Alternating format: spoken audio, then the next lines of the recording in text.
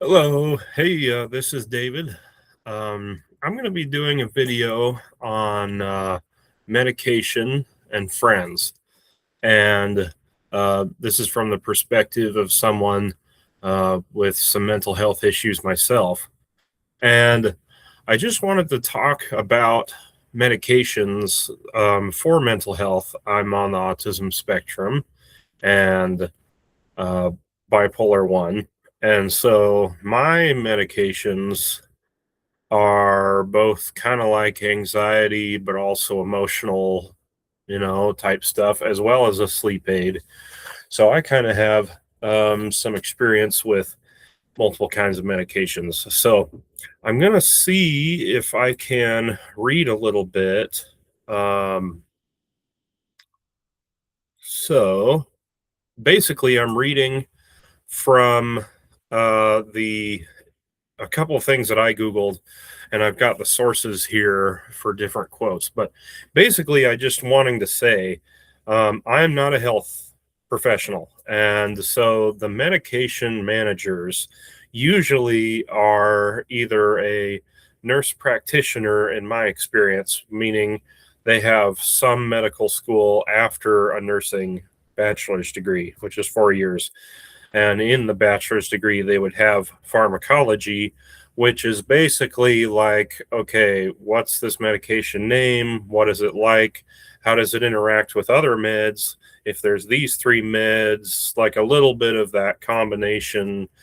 What kind of classification or style of med, which we can get into in a moment. Obviously, medical students would have some chemistry and biology in the same way that, you know, business majors would have accounting and economics, or in the same way that engineers would have um, calculus and physics and that sort of thing. So there's these two big classes of chemistry and biology, but chemistry is to in the science world kind of like accounting in the business world. It's like more the language of putting language to things, and chemistry the study of matter, biology being things that are alive.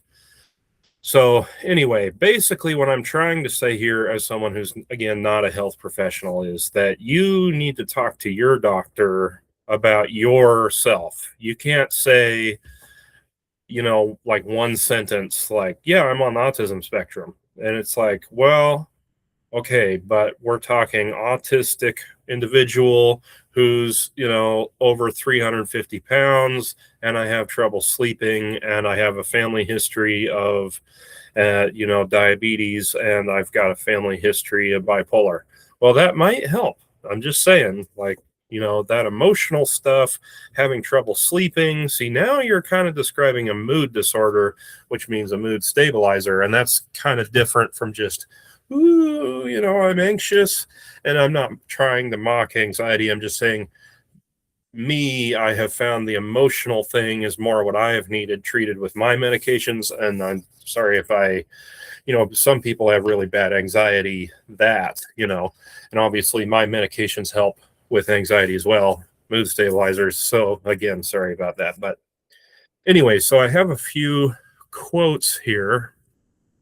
Some of this stuff I wrote just to take notes for this episode. Something I'm going to be trying in the future is doing some writing besides just, speaking through on the spot. So, writing here some of my thoughts to go over what we just did. Um, Even though I was diagnosed with a mood disorder 3 years before I had my first manic episode, you need to trust that the doctors in our healthcare system mostly know their stuff when it comes to mental health. However, you need to help them learn about you rather than just what a typical person would be like. In mental health, the specific kind of meds you take have a big effect on you. Telling your medication manager that you have a family history of bipolar disorder or autism can tell them a lot about what may be an issue 3 years from now, not just what you're feeling right now. If you think you're anxious, but you're both anxious and depressed and having trouble sleeping, that signals to them that you may need two different kinds of medications for depression, which is slightly different than just simple anxiety. So basically, what I just said, went over that. Moving on here, and then I'm going to get into just basically medications, kind of in general, and talk about a few different kinds here for mental health meds. Okay, and mental health medications to be taken in the morning are trying to be not making people feel drowsy. So we don't want people falling asleep on the wheel on their way to work. That's bad. On the other hand, some people need a heavy duty strength medication to help them sleep on certain nights that all their emotional baggage seems to be bouncing around in their head instead of their more average, only halfway stressed out thoughts that are kind of more, level headed. So I'll read a quote here. According to the National Institutes of Health, the NIH, they also kind of fund a lot of creating of medications. They're a government agency. Lamotrigine decreases the abnormal. I don't know everything about the NIH, but I'm sorry, I got a little bunny trail. I'm not sure exactly, but okay. Lamotrigine decreases the abnormal release of glutamate in the brain by blocking voltage sensitive sodium and calcium channels. By stabilizing these channels, the drug stops the excessive pathological release of glutamate, which is the main excitatory neurotransmitter in the central nervous system. Okay, so I have a little bit of background with my own personal mental health journey, so let me translate. Okay, so lamotrigine is the mood stabilizer that I take every day in the morning. It's a non-drowsy mood stabilizer that keeps you level, not way up, not way down, kind of in the middle. So in previous video, I talked about how bipolar 2, you tend to be way under average. You're just always kind of sad and depressed. Now, sad could be logical. You could have reasons to be sad. There could have been neglect, abuse, abandonment, bad circumstances, people dying. Okay, I get it. There is reason. The economy sucks. Your wage sucks. I get it. There's a lot of reasons to be sad. Depression is a chemical thing, though, that is sort of mixed with sadness, but it's like you're permanently chemically under average. So there's a difference between I'm sad at this point because of this reason and I'm thinking about it, or I'm just constantly in a mood that's like chartable over hours and hours and hours and days and days and days. That's depression. Now that's bipolar 2. Bipolar 1 and bipolar 2 technically goes a little bit above average. Bipolar 2 goes way above average, like the whole chart is. And I'm not saying it's the same drawing for everyone on the chart, but imagine that you have levels of consciousness measured in hertz, because brain electricity voltage is I'm way above my pay grade, but basically your brain runs on electricity that communicates information from neuron to neuron. So basically what this sentence is saying is that sodium glutamate, there's some sort of chemical that basically lamotrigine decreases the abnormal release of glutamate in the brain by blocking voltage sensitive sodium and calcium channels. By stabilizing these channels, the drug stops the excessive pathological release of glutamate, which is the main excitatory neurotransmitter in the central nervous system. So the central nervous system is your brain, which hold on just a second. My computer is being dumb. So it wants me to press a button. Okay, here we are again. So the brain, central nervous system, that goes through your spinal cord to all the other nerves all over your body. You probably heard the whole if you hand touches fire, you don't think about, oh, that's hot, and then move your hand 5 seconds after you burn it. You're like, boom, because your brain is electricity. And as fast as you get burned, you're like, whoa, so if you're awake and, but you have electricity in your body, right? So you have it in your brain. You have this chemical that basically means that the brain voltage is gone like at this speed, and this chemical that we're getting from the pill lamotrigine is stopping that from being it's like we needed a good average kind of speed and not like knee knee knee. I mean, we need some little bit of movement here. Like we want to be awake, able to at least do laundry and walk around, but we don't want things to be 140 miles on the freeway, which is kind of an analogy I use to describe very excessive speedy brainness, which can be a little exhausting if you've ever been there. So basically, the medication that I take is a mood stabilizer, and it helps your brain not speed on the highway. We'll just say that. Chemicals, right?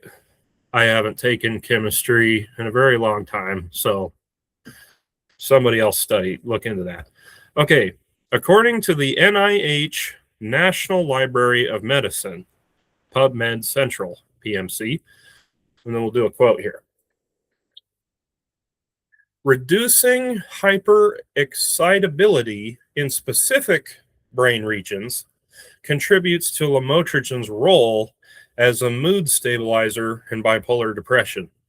Well, if I had to guess, I'd say that was the limbic system, the hypothalamus, the thalamus, all that stuff that's kind of, connected to thinking frontal lobe and prefrontal lobe and all that sort of stuff. But it's more, kind of in the middle, has to do with memory, mood, the endocrine system, and really the autonomic nervous system, which is basically your brain connected to all your internal organs, your heart, your lungs, your digestive stomach, all that sort of stuff. And if your brain is like, yeah, let's go, and you're running down the street, 10 miles per hour, then your heart rate is going to go up, right? Because, your body is connected to itself.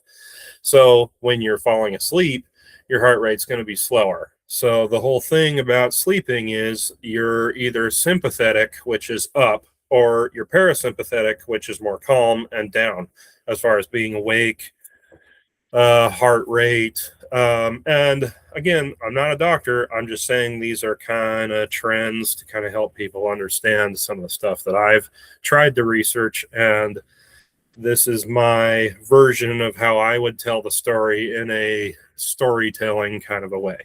So anyway, lamotrigine goes after a chemical area to stop a bad chemical from speeding everything up so fast that you get burnt out and tired. And so anyway, burnout, that sort of stuff. All right, now I want to run through a few more kinds of, just looking at my notes here, basically a few kinds of meds, and then I actually want to switch gears and talk about friends here. So we've got this medication chemicals list from Google. According to the NIH Medline Plus magazine, these are how mental medications use chemicals to work in the brain. Okay, antidepressants. Antidepressants boost chemicals like serotonin and norepinephrine by blocking their reabsorption, which helps improve mood and reduce anxiety. Antidepressant, in my word, is an upper, because it's basically saying we want happy chemicals to not go away. We want them to stay in the brain. So if the little tube where all the happy chemicals move around, we're going to block the tube, and now it sits there. Okay. But the problem is, if you need a mood stabilizer where you don't want to go too high, So, antidepressant, in my opinion, as someone who's not a doctor, would be for people who are more mainly depressed and not having super ambitiousness, up and down and up and down. They're more like just kind of depressed, very tired. And again, I don't know enough to be overall speaking about everybody. I just know my own personal experience. Okay, antipsychotics. These regulate or block dopamine activity to help ease symptoms like hallucinations or delusions. So, dopamine, crack cocaine, sex, right? I mean, that's like the woo chemical kind of happiness, generally speaking. And if you have a lot of it, you're really excited. So if we can make dopamine more calm, then you won't be too excited. How about that? Mood stabilizers balance electrical activity and neurotransmitter levels in neurons to control mood swings. Electrical activity. This is really interesting. There are levels of consciousness or subconsciousness when you get below average. And it's really almost the same thing as saying brain speed, brain electricity, hertz. I mean, it's actually measurable.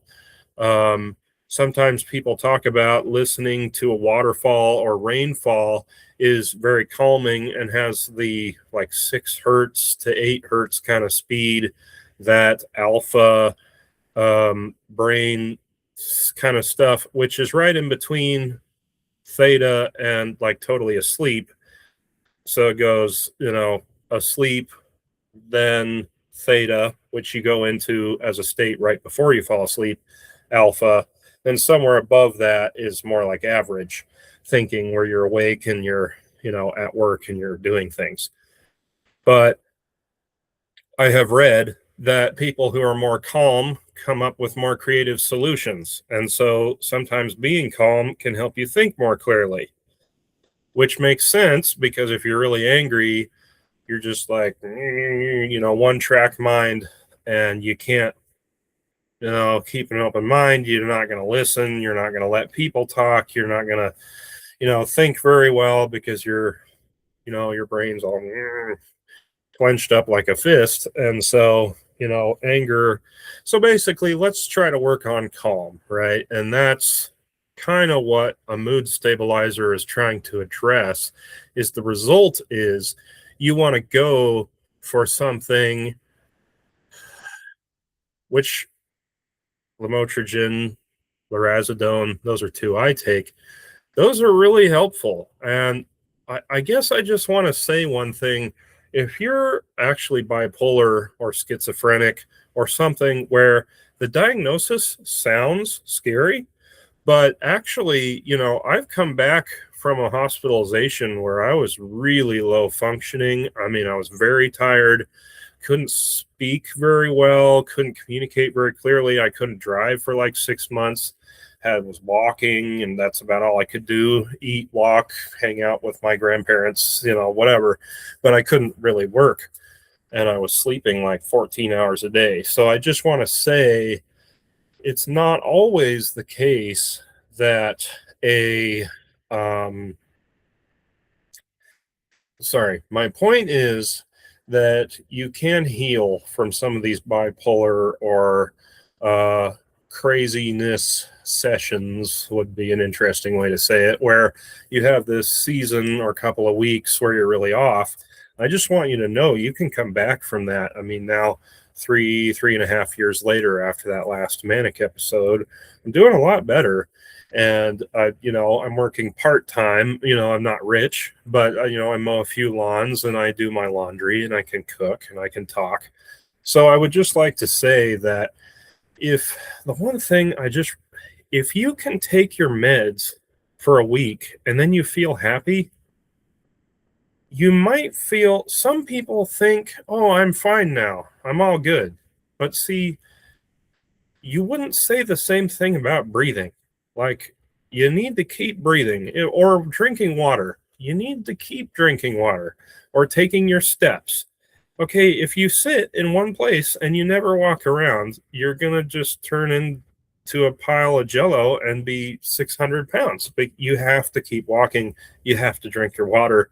And in the same way, you just really, I mean, there are certain things, but certain, sorry, I'll just finish the sentence. There are certain diagnoses that it would be really strategic for you to keep taking your meds as an ongoing maintenance thing, the same way you would regulate water in your body. Okay, if you wake up dehydrated and you need some more water, you take, a few cups in the morning, every 2 or 3 hours, you take another cup. By the end of the day, you had your water and you didn't, have adverse health effects that were not so great because you're lacking water. So if you feel fine and you are taking your meds, but then you feel so good, well, or you just feel really tired, so you want to feel awake again. Well, some of that stuff really actually could be a very long journey, maybe even 2 years of fine tuning. Okay, this med is making me a little too tired. Sometimes you might even have to switch meds. But with the help of a doctor, I think people can find medications that work very well for them.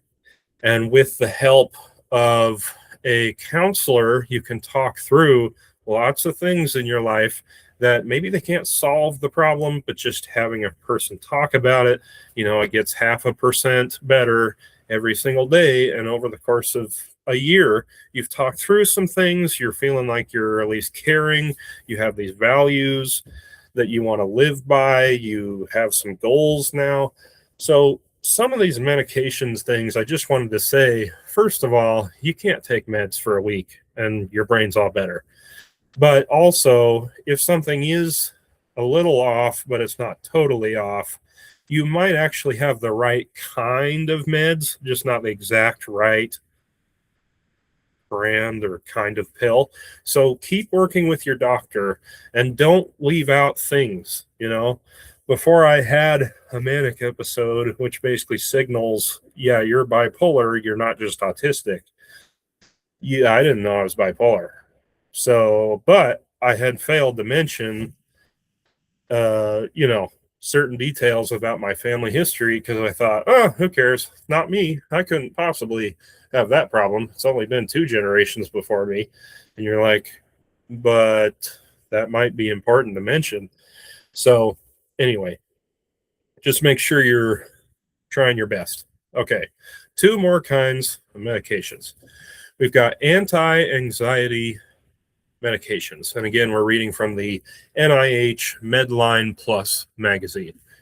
So, anti anxiety meds enhance calming chemical signals like GABA to slow down nervous system activity.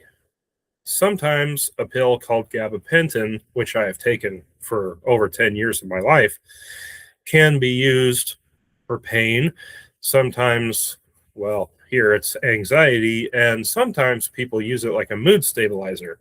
But unfortunately, it's more effective for pain and maybe anxiety. I don't really know. But you should, again, communicate with your doctor, right? If you're on a pill that's like mostly helpful, but it just doesn't seem like you're very calm and you're still ranting a lot and you're always depressed and your mood, you might need to talk about some other kind of pill. And, going up the list again, antipsychotics, if you hear voices or you think you see something, it might be really short, 3 seconds. But if that kind of thing happens, that's not as great for, being in tune with what's going on around you that other people are saying. So things can make it harder to communicate or, stay in the present moment. So I'm just saying that these medications really allow people to live an almost very average life. And really, what is average, right? Is this average for bipolar people, average for disabled people, average for paralyzed people, average for people with one arm? I mean, it really, any demographic of group of people you talk to, people in the United States of America, people that are tall, short. I mean, what are you talking about? So normal is really a relative term here. And I would say that you should, if you do compare yourself, make sure you're a little more focused than just human on planet Earth, because that's like 8 or 9 billion people. That doesn't tell you anything. There's no point. It would take all day, so to compare yourself to that many people. So what you do is you say, how about of the guys, as I am a guy, in the United States who have autism and are under the age of 50? Okay, now you're talking a little bit more specific. That helps. But if you're like me compared to my grandpa who's in his 80s and is retired and owns his house, et cetera, well, he might not be disabled. He might have a degree or a nice job he's had for, 30 years. So it's not going to be very effective to compare yourself in terms of these meds to a demographic of people that are just entirely different from you. But if you said, people with bipolar, people with schizophrenia, people with ADHD, people on the autism spectrum, those OCD, big one, those things, now you're able to kind of get a feel for your generation, this diagnosis, this gender, or at least people in this generation, something, so that you're not comparing watermelons to blueberries, right? I mean, some things are just not that similar. So anyway, and then the last one here, stimulants, um, increasing dopamine and norepinephrine to improve focus and impulse control in conditions like ADHD. So, interestingly enough, sometimes ADHD people need to multitask, like watch TV while they play the piano, or see something swinging in the corner of their eye while they write, or they need a lot of caffeine at night to help them sleep. So some people's brains are just not the same as yours. And the ADHD is an interesting example for me just because I don't understand it very well. But, people are different. And so I don't think I have to understand ADHD very well to fit in with people who are in general disabled and say, hey, your medications need to be right for you. If I had stimulants after 3 p.m., like coffee or an energy drink, I'd be awake 2, 3, 4 hours later at night. But if these people have stimulants, it helps them focus. They can write their essay, get done with the essay, and fall asleep, and they sleep better with stimulants. Maybe, I don't know. Doesn't make sense to me, but I'm just saying your meds are your meds. So, and I'm going to be talking about friends, kind of in the same format as we've been talking, where different kinds of friends are kind of like antidepressants, antipsychotics, mood stabilizers, antipsychotic anxiety. Not in that way of like classified like that, but they're ways of seeing. There's sometimes friends, you sometimes need a bunch of people around you. You may need to hang out with people that are your grandparents, because obviously that'd be nice, or people in their generation who may be above the age of 65, all the way up to 85, all the way up to 105. It's good to hear from 4 or 5 generations of people that are all alive at the same time and get that intergenerational dialogue going about politics, the economy, the church you go to, the community you live in, the language you speak, the culture, the food. So, the first one, take a look at my notes here. The first one is that you might have kind of an older person that is 2 or 3 generations older than you, especially speaking as myself, who, I'm younger too, but, I'm under the age of 40. But, you have to listen sometimes, and they may be funny. They may be telling jokes and having a good time, and, you know, poking fun at you, razzing you a little bit, or being ornery. I mean, but so there's just different kinds of conversation almost, and it sometimes tends to be that people who are older than a 20-year-old or a 30-year-old person, they're going to be a lot more, making fun of each other and telling jokes, very easygoing, because, if you own your house and you're married and you're retired, you just are maybe a lot more calm.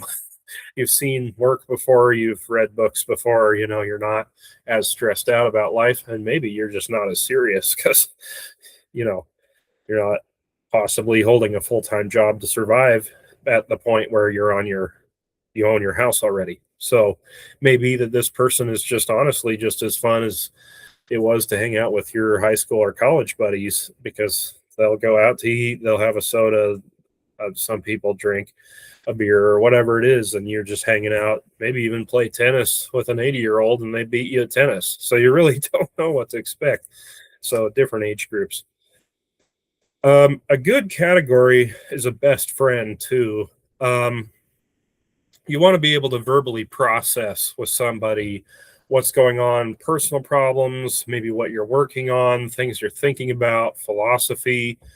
Um, Someone also from your generation, it can be helpful to have them as a best friend because they have just this firsthand experience with the things that you're more likely to be going through.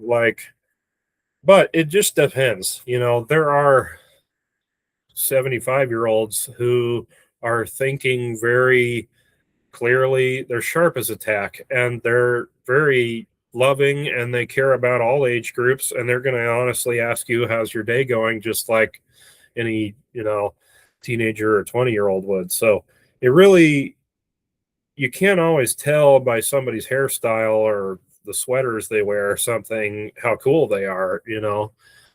That said, I try to keep some of my generational people together to hang out because it's easier to relate on technology, books, movies, TV that were a part of our generation. So I would say, first of all, you've got an older person, maybe a best friend. So we'll kind of skip down. Then I would say mentor type friends. And this may be, again, an older person, or it may be a middle-aged person who's your parents' generation, or sick, anywhere from 40s to 60s, somewhere in there. And you might go on drives, might go to a grocery store, or you might go to a fast food restaurant, or even go to a sit-down restaurant, get breakfast. You never know. I mean, people do things for fun. They go places to eat, and so it can be good to have some people that are more, they want you as their weekend person. They want you to have fun. They want to eat a meal with you.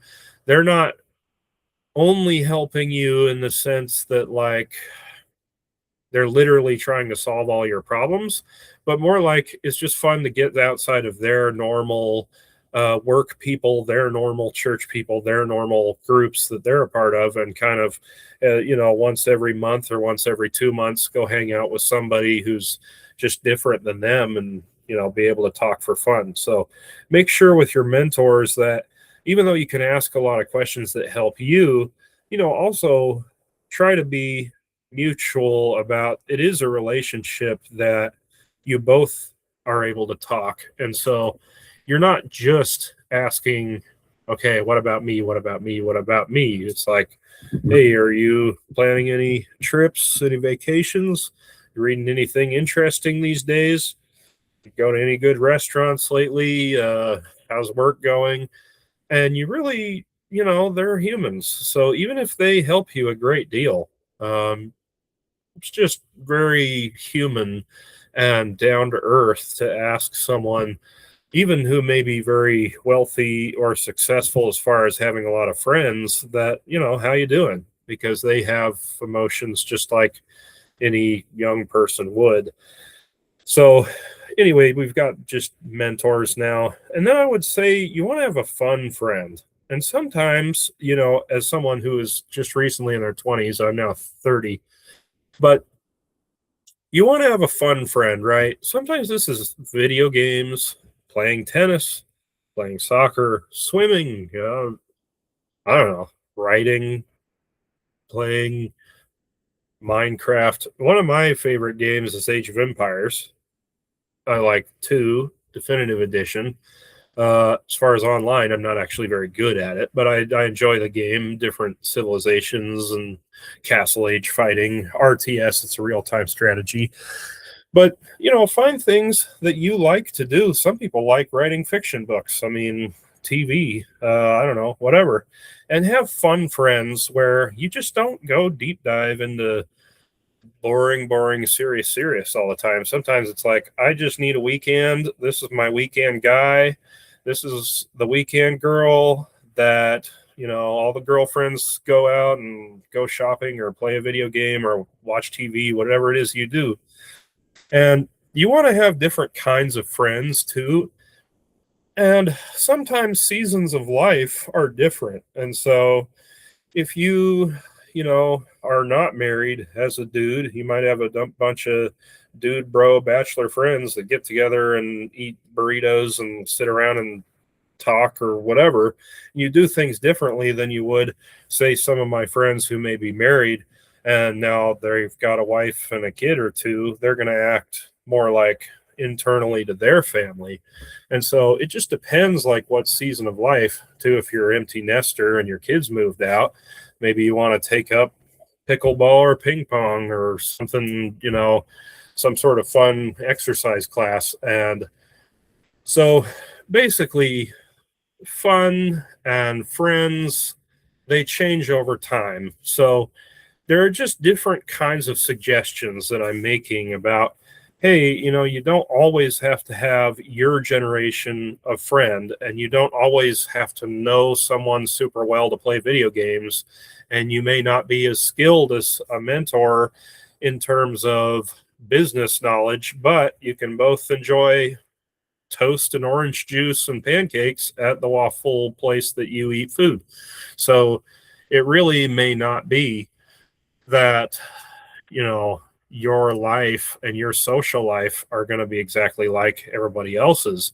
Maybe that you have the same 3 friends or the same 10 friends for decades, or it may be that every 5 to 7 years you get different people in your life. And, either you're moving or, friendships just move on. So it depends. And so anyway, the point of this video, I'm just basically trying to say, I think we all have things that are true about our lives. Our personality is different than maybe most other people. And we have different preferences in what we want to have in the people that we are friends with or want to date or do fun things with or play a sports, or what kind of church we go to, what kind of community center we like, what kind of gym we like. So it really just kind of depends. But I would say that good communication and being honest about what's actually going on in your life is good. For me, for example, one regret I have is that basically I wish I would have been more honest about the anxiety, the tiredness, the depression, and instead of only focusing on, like, just trouble with social interactions, which is true. But I would kind of, I is funny. I had different moods, but I just never really imagined it could be bipolar, and so therefore I needed a mood stabilizer. And I'm feeling much better now. So it's not that it's a bad thing. I'm not saying, feel bad or feel embarrassed or anything. I'm saying, wouldn't it be great if there was some drug like I suddenly found out about, like, literally 2 years ago, that I didn't even know about? And I hadn't really ever tried it before. The same way a friend, wouldn't it be nice if tomorrow you walk around a corner and meet somebody who's going to be a friend for years? I mean, wouldn't it be great if you started something like tennis or going to uh, buy a dog, and now you have a dog to walk around and love, and, have a pet that you just really enjoy? So I just think you need to just, think about it. Think about your meds and think about your friends. So, anyway, have a good day.